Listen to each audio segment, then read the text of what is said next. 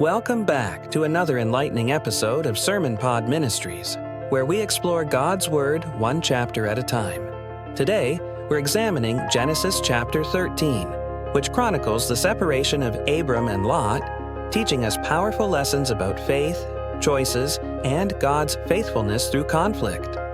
At Sermon Pod Ministries, we're dedicated to spreading the gospel and helping churches grow by transforming weekly sermons into premium quality podcasts.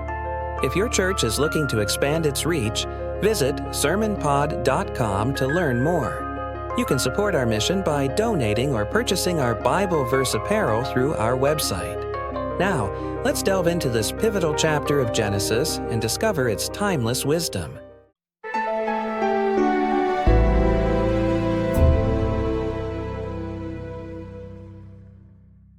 What happens when immense wealth threatens to tear a family apart? Welcome back to Sermon Pod Ministries. I'm Tom, and with me as always is my amazing co-host Sarah.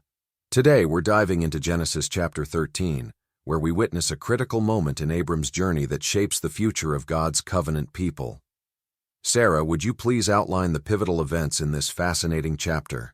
Thank you, Tom. Genesis chapter 13 marks a significant turning point in Abram's journey. After returning from Egypt with considerable wealth as described in verse 2, Abram faces a challenging situation when conflict arises between his herdsmen and those of his nephew Lot. This chapter showcases important themes of faith, wisdom, and God's faithfulness in fulfilling his promises.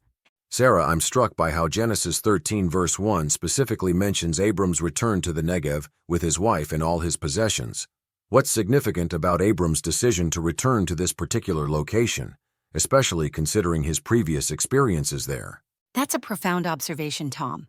The Negev holds special significance because it's where Abram previously built an altar to the Lord, as we see in Genesis 12 verse 8. His return to this place, as mentioned in Genesis 13 verses 3 to 4, demonstrates his spiritual recommitment after his detour to Egypt. It's particularly noteworthy that the text specifically states he called on the name of the Lord there, suggesting a renewal of his relationship with God. The text mentions in Genesis 13 verses 2 and 5 that both Abram and Lot had accumulated considerable wealth. Sarah, could you help our listeners understand how this prosperity, which should have been a blessing, actually led to conflict? Absolutely, Tom.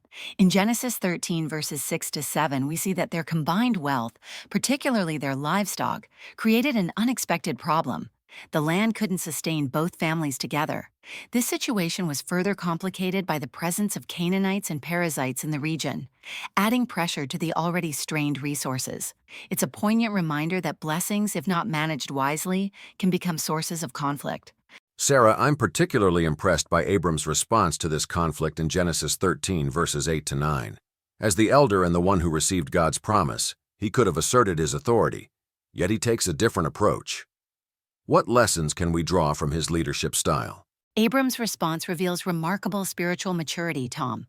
In Genesis 13 verse 8, he prioritizes peace over his rights, saying, "Let there be no strife between you and me." By giving Lot first choice of the land in verse 9, Abram demonstrates extraordinary trust in God's promises and exemplifies servant leadership. He values relationship over resources, showing us that sometimes the most spiritual decision is to yield our rights for the sake of peace. Looking at Genesis 13 verses 10 to 11, we see Lot making what appears to be a purely pragmatic choice. Sarah, how does his decision-making process contrast with Abram's faith-based approach? The contrast is striking, Tom. Genesis 13 verse 10 tells us Lot lifted his eyes and saw the well-watered plain of Jordan, comparing it to Egypt and the garden of the Lord. His choice was based solely on what was visible and seemed profitable. However, verse 13 ominously notes that the men of Sodom were exceedingly wicked, foreshadowing the consequences of his choice. This reveals how decisions based purely on material benefits can blind us to spiritual dangers. Sarah, after Lot's departure, God speaks to Abram in Genesis 13 verses 14 to 15. How does this divine interaction affirm and expand upon the original promise God made to Abram? This moment is pivotal, Tom. In Genesis 13 verse 14, God tells Abram to lift up your eyes, the same phrase used for Lot, but with a profound difference. While Lot looked with earthly vision, God gives Abram a divine perspective, The promise in verses 15 to 17 is more specific than before, explicitly stating that all the land Abram could see would belong to his descendants forever. God even invites him to walk through the land, symbolically taking possession of it. Looking at Genesis 13 verse 16, God makes a remarkable promise about Abram's descendants. Sarah, could you explain the significance of the dust analogy and how this builds upon previous promises? This is a fascinating expansion of God's promise, Tom. In Genesis 13, verse 16, God compares Abram's future descendants to the dust of the earth, saying if anyone could count the dust, then they could count his offspring. This metaphor is particularly powerful because Abram was still childless at this point. It emphasizes both the magnitude of God's promise and the faith required to believe it. This promise would later be repeated using stars as the metaphor, highlighting both earthly and heavenly dimensions of God's covenant. Sarah, I find it significant that Genesis 13 verse 18 concludes with Abram building another altar at Hebron. What's the importance of this location and this act of worship? The mention of Hebron in Genesis 13 verse 18 is indeed significant, Tom. This location would become a crucial site in Israel's history, eventually serving as David's first capital. Abram's altar building demonstrates his pattern of marking significant encounters with God through worship. It's worth noting that he built this altar near the oaks of Mamre, which would later be the site where God would appear to him again to announce Isaac's birth. The chapter presents a stark contrast between Abram's and Lot's choices and their immediate consequences. Sarah, how does this narrative speak to the importance of decision-making based on faith rather than sight? The contrast is indeed instructive, Tom. While Genesis 13 verse 10 shows Lot choosing based on what his eyes could see, verses 14 to 17 show Abram receiving God's perspective. Lot's choice led him toward Sodom, while Abram's faith positioned him to receive an expanded version of God's promise. This parallels Paul's later teaching in 2 Corinthians 5 verse 7 about walking by faith, not by sight. Sarah, considering the geographical descriptions in Genesis 13 verses 10 to 12, how did the land choices of Abram and Lot reflect their different character and priorities? The geographical details are quite revealing, Tom. Genesis 13 verses 11 to 12 show Lot choosing the Jordan Valley, moving his tents near Sodom while Abram remained in Canaan. The text's comparison of the plain to Egypt is particularly telling, suggesting Lot was attracted to a lifestyle reminiscent of the wealth and luxury they had just left behind. This physical separation would soon lead to vastly different spiritual trajectories for both men. The way this chapter unfolds seems to suggest a connection between physical location and spiritual condition. Sarah, how does Genesis 13 demonstrate the principle that where we choose to dwell can impact our spiritual journey? You've touched on a crucial principle, Tom. Genesis 13 verse 12 specifically mentions that Lot pitched his tents near Sodom, while verse 13 immediately warns about Sodom's wickedness. This proximity to sin would eventually affect Lot's entire family, as we'll see in later chapters. In contrast, Abram's choice to remain in Canaan, as shown in verses 17 to 18, kept him in the place of God's promise and blessing. Sarah, let's explore the theme of wealth in this chapter. How does Genesis 13 verses 2 and 5 challenge our understanding of prosperity and its relationship to spiritual maturity? This is a nuanced issue, Tom.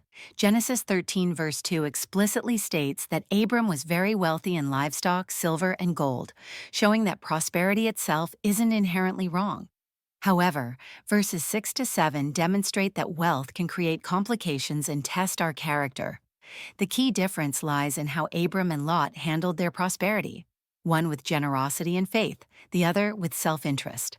Looking at Genesis 13 verse 17, God invites Abram to walk through the land. Sarah, what's the significance of this physical act in relation to claiming God's promises? This invitation in Genesis 13 verse 17 carries deep symbolic meaning, Tom. In ancient Near Eastern culture, walking through land was a way of claiming ownership.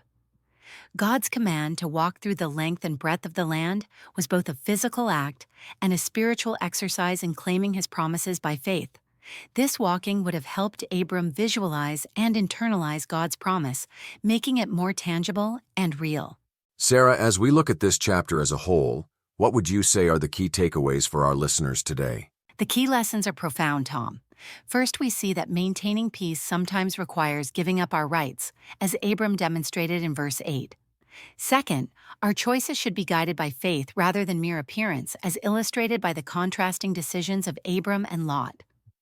Finally, this chapter shows that God honors those who trust him, as he expanded his promises to Abram after his act of faith. Join us next time as we explore Genesis chapter 14, where we'll witness an extraordinary military campaign led by Abram, culminating in a mysterious encounter with Melchizedek, the priest-king of Salem. The spiritual implications of this meeting will leave you amazed. As we conclude today's episode, I want to speak directly to those who haven't yet experienced the transformative power of a relationship with God. Just as Abram trusted God's promises, you too can place your faith in Jesus Christ today. He offers you a new life, forgiveness, and eternal hope. Don't wait. Take that step of faith now. Stay blessed, and we'll see you next time on Sermon Pod Ministries. Absolutely, Tom. And remember, dear listeners, that like Abram, your journey of faith might require difficult choices and moments of trust. But God's faithfulness, as demonstrated throughout Genesis 13, remains unchanging. His promises are sure, and his guidance is certain. May you walk in faith this week, trusting God's perspective over earthly appearances. Stay blessed, and we'll see you next time on Sermon Pod Ministries.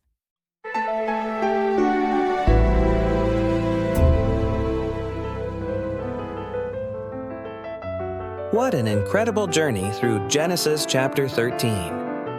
From Abram's return from Egypt to the crucial decision of separation between him and Lot, this chapter teaches us powerful lessons about faith, humility, and God's faithfulness.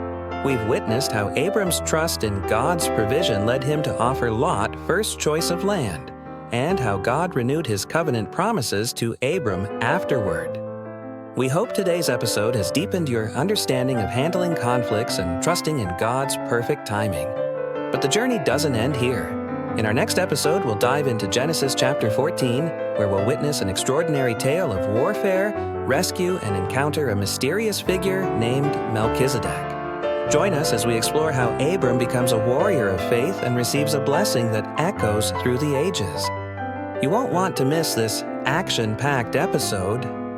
At Sermon Pod Ministries, our mission is to spread the gospel of Jesus Christ and also help other churches grow by converting weekly sermons into premium quality podcasts, making them accessible to millions on platforms like YouTube, Spotify, Apple Podcasts, Pandora, Amazon Music, and more. You can also support our mission by visiting sermonpod.com to make a donation or shop our Bible verse apparel. Faith-centered designs that allow you to share God's Word wherever you go. Every contribution helps us continue bringing the gospel to listeners worldwide. We'd love to hear from you. Connect with us on our Facebook page at Sermon Podcast or by doing a quick search for Sermon Pod Ministries. Share your thoughts on how this episode impacted you, ask questions, or let us know which book of the Bible you'd love for us to explore next. Your engagement helps us grow a community of faith and understanding. Until next time, may your heart remain focused on God's love and your faith firmly rooted in His truth. Stay blessed, and we'll see you in the next episode of Sermon Pod Ministries.